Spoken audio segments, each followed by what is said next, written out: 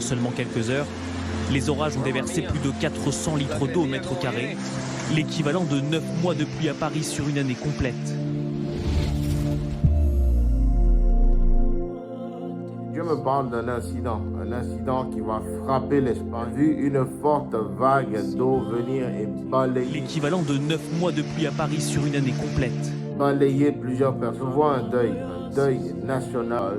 Cela ressemblait à la fin du monde, racontent les habitants. Effectivement, vous allez voir les inondations en Espagne. Ces images sont très impressionnantes, des pluies torrentielles qui ont provoqué en fait une brusque montée des eaux dans le sud et l'est du pays. 7 personnes sont portées disparues, dont 6 dans la région de Leto. Mettons l'Espagne entre les mains de l'Éternel. Les résidents de cet EHPAD n'ont pas eu le temps d'évacuer.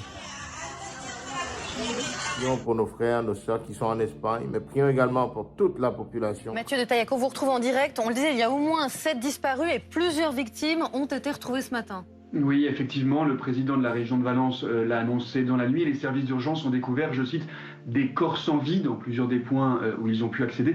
On n'en sait pas davantage, ni leur nombre, ni les lieux de leur localisation. Je vois un deuil national. Je vois une forte vague d'eau venir et balayer plusieurs personnes. Le téléphone des urgences est saturé, il est très difficile de joindre les secours. Du coup, on a entendu toute la nuit les grandes chaînes de radio sur lesquelles se relayaient les appels à l'aide, sur les réseaux sociaux également. Les gens demandent de l'aide pour eux ou pour leurs proches qui sont coincés sur le toit d'un bâtiment. Parce que ce que l'Éternel me montre est assez critique. Des centaines de voitures ont été charriées comme de vulgaires poubelles. Regarde la voiture là-bas, regarde!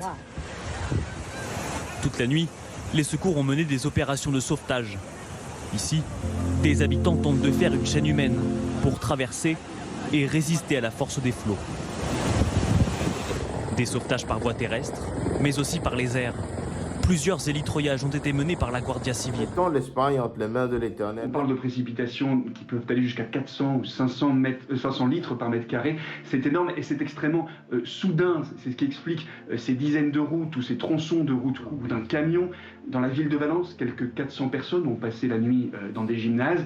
L'espoir, toutefois, vient du ciel. Il ne pleut plus une bonne partie des zones inondées, ou alors ce ne sont plus que des averses sans commune mesure avec les précipitations de la nuit. Les secours vont pouvoir redoubler leurs efforts avec la levée du jour. Mais surtout, l'eau est tombée en 3-4 heures et on sait très bien que dès lors qu'il tombe aujourd'hui 30-40 litres d'eau mètre carré en une heure, les systèmes d'évacuation des eaux ne parviennent pas. Et ce qui s'est passé, c'est que regardez depuis maintenant plusieurs jours, on a cette dépression ici là qui est centrée sur l'Espagne, elle tournicote continuellement. Valence, et Valence vous avez, au milieu. Hein. Voilà, Valence c'est juste ici. Et vous avez une mer Méditerranée qui est à 21-22 degrés. Et bien en fait, vous avez eu des orages qui sont remontés, orages stationnaires qui ont été constamment alimentés. L'eau est à 22 degrés, l'air chaud est dans les basses couches et le sommet de l'orage, lui, est à 10-12 km. Il fait moins 75 degrés en altitude. Et ce conflit provoque ces pluies diluviennes et provoque malheureusement ces inondations et ces images terribles ce matin à Valence. Voilà, et on va découvrir évidemment l'étendue des dégâts dans les heures qui viennent et ce sera évidemment l'un des grands titres de première édition.